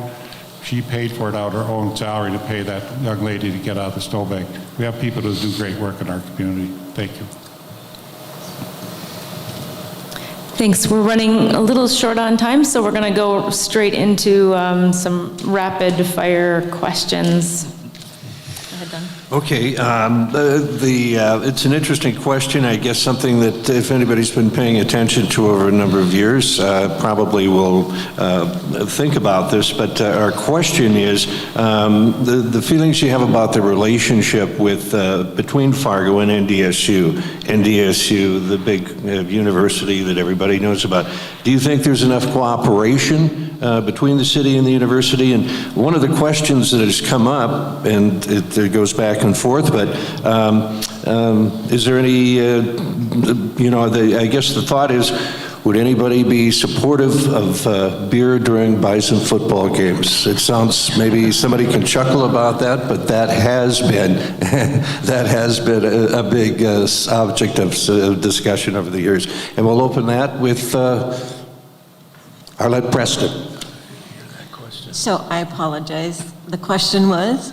Again, we're talking about the relationship between Fargo and NDSU. Yeah. And the question is, as we break down it a bit, would you support beer at Bison football games? Kind of a controversial thing, you might agree. I assume you're talking about sale inside the arena. Yeah. At the Fargo Dome, yes. So you have to understand, I have a nursing background, and alcoholism, drug addiction has been a major concern in the community. I would not support beer sales inside the arena. And I can't remember, I think this was actually addressed a few years back. And I think it was a wise decision not to allow it. Anybody else Sheri want to join in? I'll go, Sheri Fercho. I actually agree with Arlette. I would not, I prohibit it. I think sports have gotten too sexist. We see too much, look at the Super Bowl halftime shows. They're just, you don't want your children looking at them or your grandchildren. We need to get back to having our sports facilities and our sports to be a family-oriented place where we can have family gatherings, family events, and enjoy our sports again. So, no, I would not allow it. Thank you. Mike Borghi. I happen to work in this industry. I would be for it only because it's a revenue base, it's a sales tax base. The amount of sales tax that the liquor industry and the hospitality industry pay to the city of Fargo on a monthly basis is quite a bit. And I think the general public really doesn't realize how much that industry puts into the coffers of the city of Fargo. They talk about raising revenue or revenue generating items. You talk about your taxes for your home. Not much of that money goes to Fargo. It goes to the school districts. They get their money in other ways. And Mayor Mahoney will say the same thing. Water and sewer is another way they get money. They can just speed up your meter and it's faster and you pay more. No, I don't know, but I used to always think that. But yeah, I mean, you know, if it was our decision to say, can they have beer sales? Yes, but I don't know if, is it really? Isn't that the university's decision? That I don't know. I don't understand that as much. The mayor could probably answer that question. The mayor will have an answer to that. We have a great relationship with NDSU, and I think you got to look at beer at UND hockey games, and you got to look at beer in the shack. It's working. And we have more responsible drinkers now than we've ever had. But Mike hit it right on the barrel. How do you pay for the Fargo Dome? And if you have alcohol sales, you do increase the revenue that you get into your coffers, and it helps pay for an item there. We also have to think about the Fargo Dome. Is it time to revamp the Fargo Dome? I'd ask any woman in the room, do we need to have more bathrooms in that place? Yeah, we do. But we need to revamp that to the venue. If you're going to have alcohol, you could have spots where people could enjoy the alcohol, and to Sheri's point, keep away from the family areas, but you could have a revenue source. I'd be in favor of let's really look at that again and see what we need to do about it. But it's one of those things that's part of our environment. People drink at meals, people drink around the area. I think with the amount of DWIs we have, actually people are very responsible in our community, and let them make the adult decision. Yeah, when I get elected, of course, I'm going to have a relationship with NDSU and when it comes to training and all that. But for the beer one, I'm skipping on that one. Full-time mayor. Should Fargo have a full-time mayor? We'll start with Michael Borghi. Michael Borghi. No. All right. Okay. Would you like to expand or just? Part-time is, you know, if you're an organized individual, you know, you're not always have to show up for every little ribbon cutting ceremony. Look at the issues, look at the budgets, you know, do your work. I think it can hold true for a part-time position. I have nothing else on that. Anyone else? Should Fargo have a full-time mayor? Yes, Sheri, Fercho. I think it needs to have someone that's really focused and, you know, going to make a big impact on the changes that what we want to see happening in our city. Thank you. Everybody's kind of bashful on this question. I don't know about this. Candidate Dabar, Mayor Mahoney? Mayor Mahoney says that I think it's time to be a full-time mayor because there's enough going on in the city. We have grown 20% of the last 10 years, and there's a lot of things that go on. Block 9 took 3 years of negotiation to get it to the table that we finally got it delivered.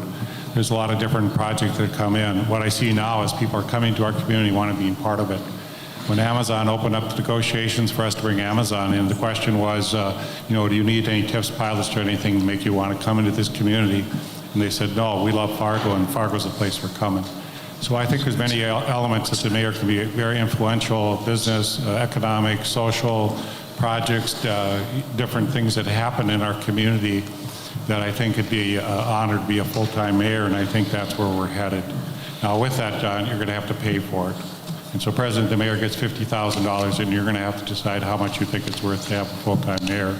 And that's something the commission could take off or discuss. But that's going to change the paradigm of who runs for mayor and what they might want to get in their employment. Candidate Dabar, should Fargo have a full-time mayor? Fargo has grown, and I think we deserve a full-time mayor because we need, if I want to end a special assessment, create workforce department at the city hall. I think, and the city is growing. It's not only full-time mayor, also we need to increase the city commissioners as well. And so I'm proud for that. All right, we just have one question left. This is a listener-submitted question. They looked on walkscore.com and found that Fargo is classified as a car-dependent city, and they want to know how you as mayor would help better ensure safe, reliable, and efficient modes of alternative transportation for the citizens of Fargo, including more ability to walk places and things like that. Arlette, Well, I have a ranking in the walkable as number 8 in the nation by Redfin at one time, put that number 1 in the neighborhoods walkable. We're doing the land development code development right now that is looking at that, and that's a great opportunity for us to look as a community to how much we want walkable. When we look at Lake Fargo, that's a new development that's going to be south 52nd Avenue, and we're truly looking at, even when you look at 64th and how you run that, is do you have bike paths, walk paths, how do you do that? Our planning department is number 1. It does a great job, and that's what it's going to do, is take input from the neighbors and see what we can make. And we've scored on that, and walkability will be fantastic. The river walk is the other area. What are we going to do down by the river? How can we make it for bikes walkable? How can we do those things? And there's no question that you attract people in your community to have a walkable community. So land development codes are presently doing a study on that. That's a great time for people to give input. And I think if all the candidates really like walkable, that's what we ought to look at. But you have to look at what attracts people in your community, and that's one of the factors that attracts people. Mr. Preston. Arlette Preston. So we are struggling with this on a daily basis almost, and when we have street projects coming in front of us, that's where the rubber meets the road to a certain degree. 32nd Avenue South was a good example. In addition to the land development code, we are also going through the process of rewriting the growth plan. And the growth plans that have been in place really describes what needs to happen with neighborhoods. There needs to be a central gathering place in a neighborhood, but there also needs to be a neighborhood store, perhaps, that a person can walk to and get a gallon of milk if you need. So the intent as we move forward and as we start building out towards the diversion is to try to build neighborhoods that indeed make walking much more feasible. Right now, I mean, if you try to cross 52nd or 64th or 25th, you're taking your life into your own hands in some ways. So trying to encourage developers to look at making neighborhoods more walkable is certainly the intent as we go forward, both with the growth plan and the LDC. Sure. Go ahead. Sheri Fercho.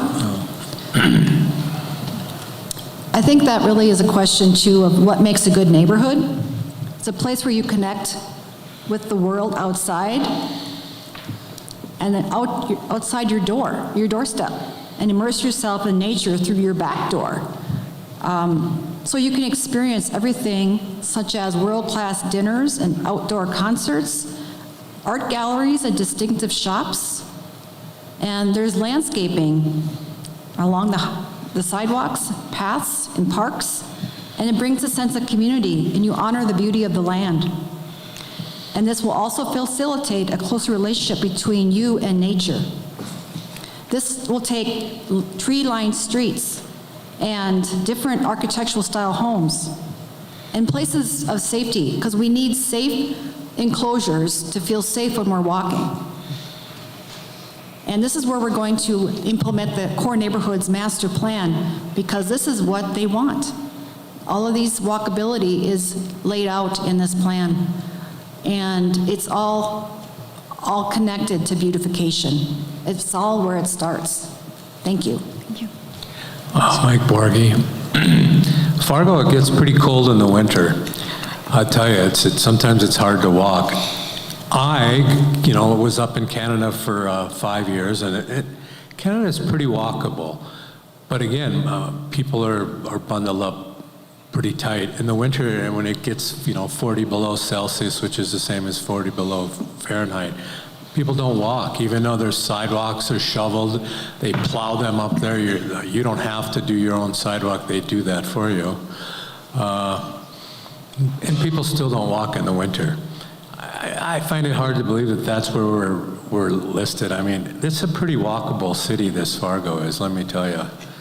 Even a guy like me, you can see how much walking do you think I do? But I do a lot of walking. So I'd say it's pretty walkable already, other than maybe some motorized scooters in the summer, so that would get people around really quick, wouldn't it? Yeah, they have those all over in other parts of the country, even in Minneapolis where it gets cold. That's a thought. Thank you. Mr. Dabar. In my, career of helping people, one of the things, and I've realized transportation is one big issue, and I've helped some folks get trained on how to ride the metro transit. When they learn, and you see some, after 1 week or 2 weeks, they're not going to use it. Simply look for friends that they can share rides with them. And I think in my platform, I put it as streamlining the bus route, having a study on it, and as well to make sure that's very accessible to everyone, and also make it free for anyone who's seeking for jobs, and also for the homeless people as well. And I think we need overall study on how to streamline the routes as well, and make it accessible to everyone, which is not there exactly. And so that is something that I'm going to do as a mayor.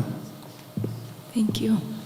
Thank you, guys. We will now ask for your closing statements. You'll have 2 minutes, and we'll start with Mr. Dabar.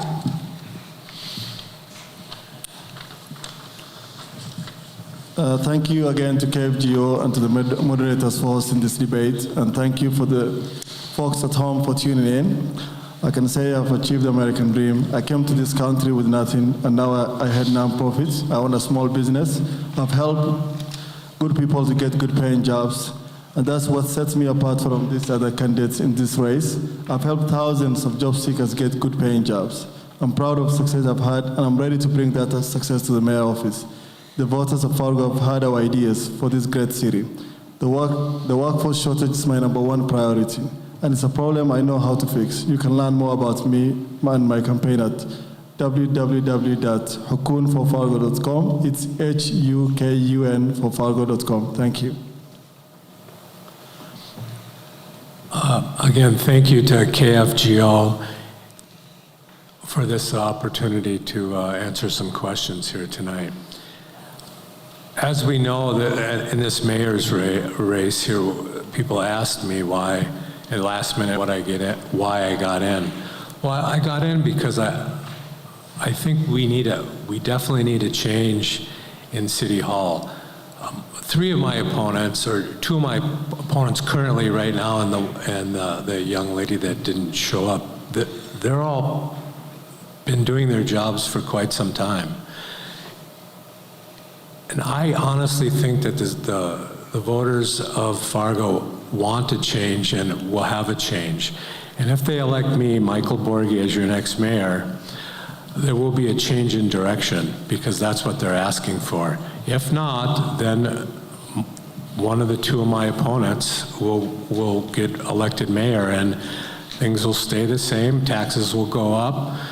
You'll have less money in your pocket to spend. You might be able to walk on the street or on the sidewalks, but you won't be able to drive on them.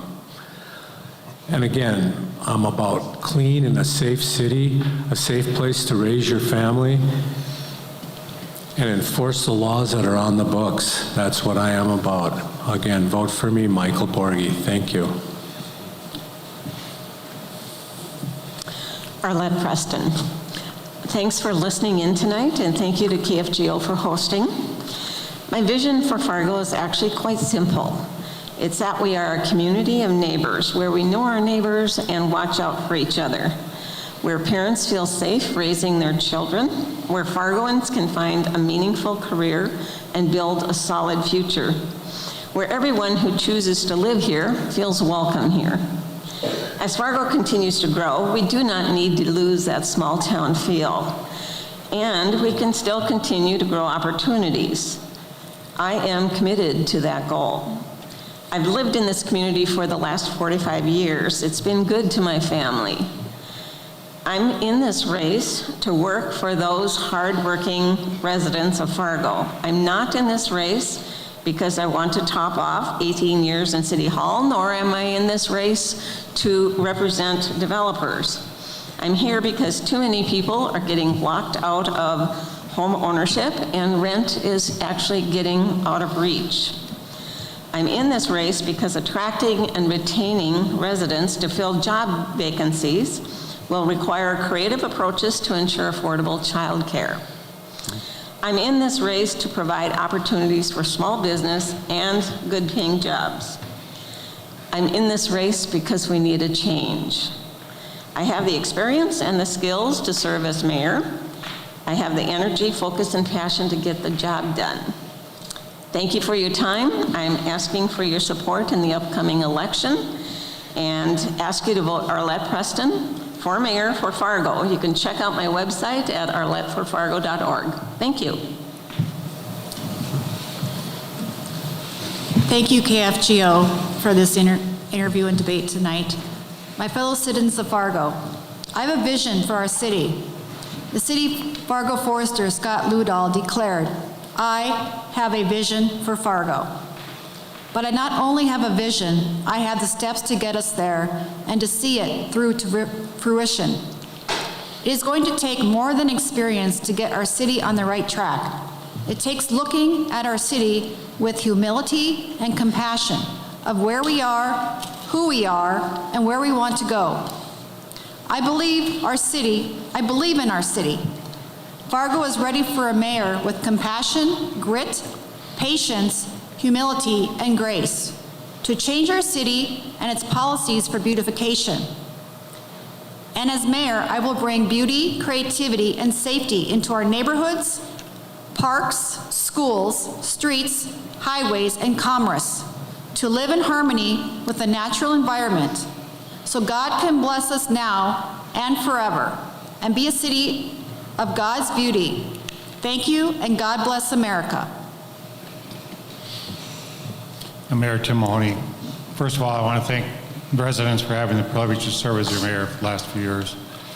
And it is a great privilege because you get to represent the great people that do great work for our community. It has been my difficulty in trying to get flood protection, now looking at drought protection, long-term things that will make our city long-term sustainable. So we have to look at all the hurdles that are going to be in front of us to try to get that to happen. But we have a community that continues to grow and believe in itself. We have a good balance in our social economics because before we used to be always dependent on agriculture, and if agriculture had trouble, Fargo had trouble.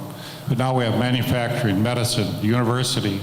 We have a good mix of people that are working in the community that helps us in our social economics. We're one of the most stable small towns in America. We have gone through a COVID crisis in the best manner possible. You have seen me through thick and thin. You have seen me in the crisis of a flood. You've seen me in the crisis of a COVID epidemic. And you've seen the body of my work. So I would be judged in the body of my work and what I've done so far. Yes, it's humbling to work for a community this size and to see the great changes that are going on in our community. I'm pleased to see other candidates come out here tonight because it oftentimes gives us an idea, what else can we do better? What else can we do to make this community an embracing community that takes on new people, new problems? Whether we like it or not, we're a double hump camel. We got the young people, 32 years of age. When my son gets done with college, I want him to have a job he likes and wants to work here and raise his family. At the same time, I have people retiring into our community. Have to have safe environments and places they can live and afford. So we have a challenge in our community, and we need to meet that challenge. And it'll take all of us in this room to make those things go forward.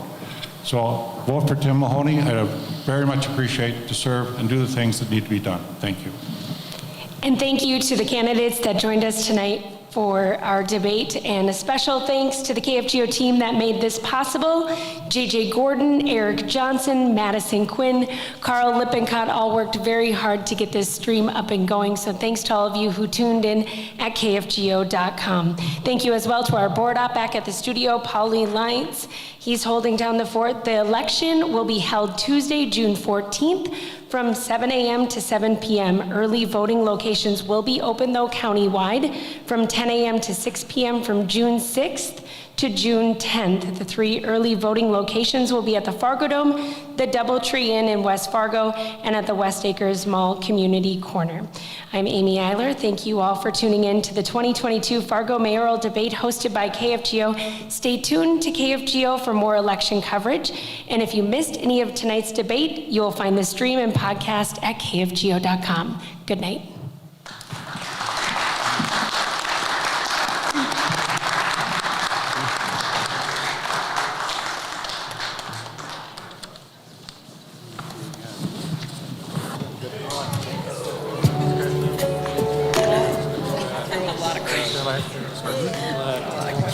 Yes.